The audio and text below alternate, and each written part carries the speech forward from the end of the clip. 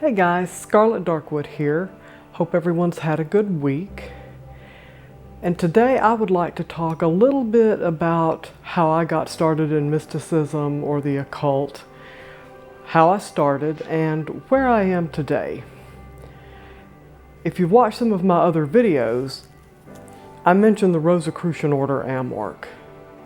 And that is a spiritual organization. It's based out of San Jose, California. And it's not a traditional religion. It's a spiritual path. And it teaches you mysticism. It teaches you in an orderly fashion how we fit into the universe, how we connect with divine consciousness, and how we can use our inner divinity to make a difference in our life and continue on our journey as we progress through life. I had first heard about the Rosicrucian Order when I was in my 20s, so I'm dating myself a little here. I was in my 20s, I was working, and a colleague of mine and I were on break, and we were talking, and she mentioned the Rosicrucian Order Amwork. She said if I could find someone who's a member of that order, I would like to try to join. You have to remember, this was back in the day before the internet and social media, so it was harder to find things.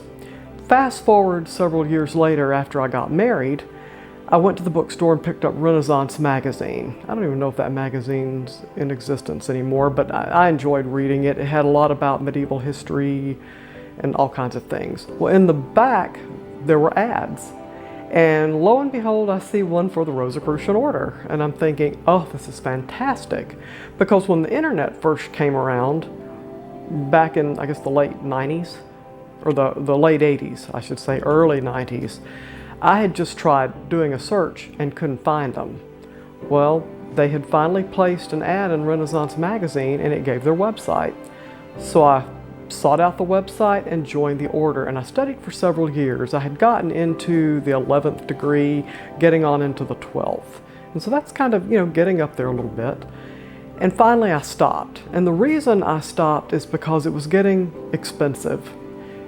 You have to pay the people who run the organization. You had to pay for the monographs. I understood it. And you were getting knowledge that you weren't getting anywhere else. I understood having to pay.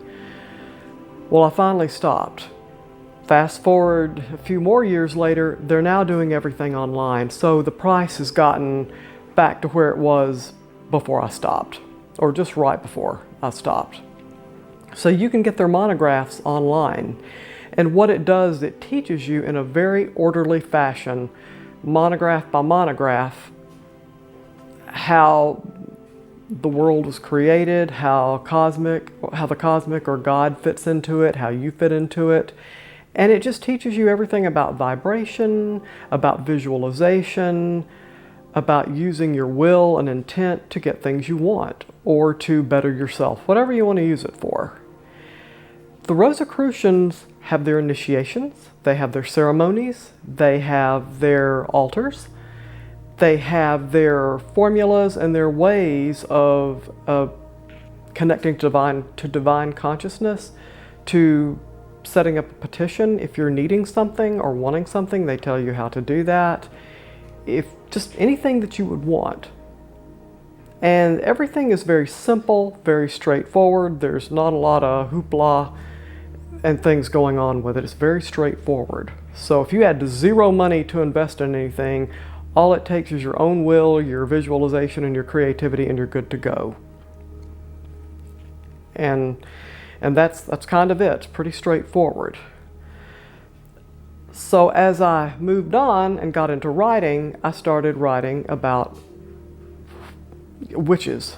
P. Mattern and I are writing a trilogy called Hour of the Witch Spinners, or The Witch Spinners. And it's a witchy book.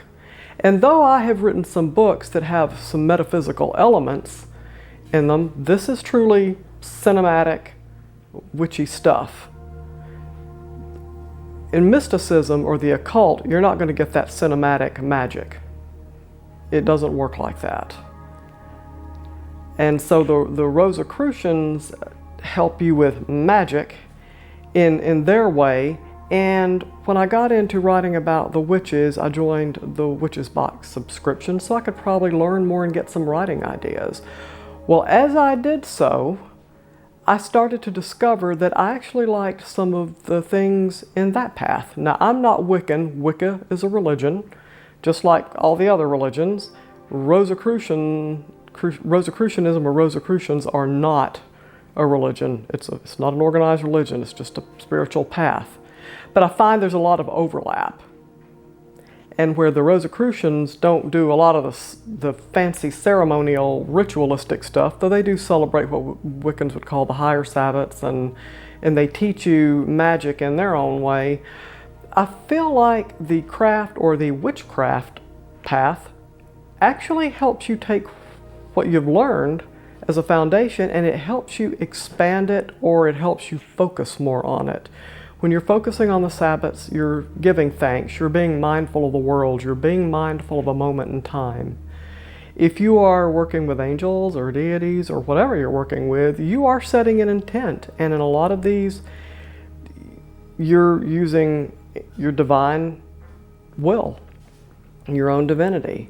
But the craft or the witchcraft has a lot more to it. They add a lot of herbs, crystals, just all kinds of things. There's a lot of different approaches that the Rosicrucians don't use.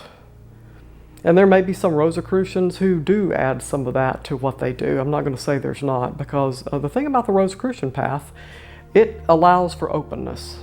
It teaches you their way, but they say, you know, you take the information and you use it how it suits you. And I have found that using the Rosicrucian basis and kind of adding in some of elements of the craft kind of enhances things more for me. And so that's why I'm kind of blending the two. It works for me. Some of you may be more hardcore in your approach. That's fine, nothing wrong with it. But I just wanted to share a little bit about how I got started and why I'm kind of blending in some things that may not seem Rosicrucian, and maybe why I leave out some things that a witch might put in their ritual or spell. Well, I have a Rosicrucian background, and that's kind of where I linger, and I'm just adding some of these other elements or essences to what I do. So it's up to each of you to find your own path and to do what works for you, because it's all about setting an intent. You have the inner energy, and you can use your will to at least attempt to influence things when you can or when you want to. I hope this helps. If you have any comments, please put them down below. I'd love to hear from you. If you want to subscribe and watch these videos more, you can click the bell. It's up to you. I would love to have you join me. And always feel free to email me. I'm on social media. I'm on Facebook, Instagram. So just feel free to get in touch with me. I hope you enjoy some of my books. You can click the Amazon link in the cover up here. And I hope you enjoy some of my work. And in the meantime, have a great week.